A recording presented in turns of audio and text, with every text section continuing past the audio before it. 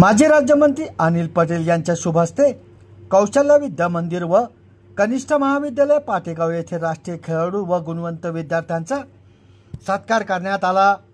यावेळी अनिल पटेल आपल्या भाषणात म्हणाले की खेड्यातील मुलांमध्ये चांगली गुणवत्ता असून त्यांना योग्य ती संधी मिळत नाही, म्हणूनच ते मागे आहेत।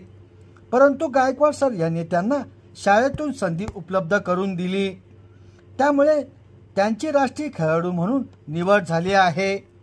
गायकवाड सर यांनी आपल्या भाषणात सांगितले की अनिल पटेल यांनी खेळाडूंना राजश्रय दिला होता, तेव्हा पैठण तालुक्यात राष्ट्रीय व आंतरराष्ट्रीय स्पर्धा होत असे व त्यामधून ग्रामीण भागातील खेळाडूंना संधी मिळत असे, परंतु नंतरच्या काळात असे झाले नाही।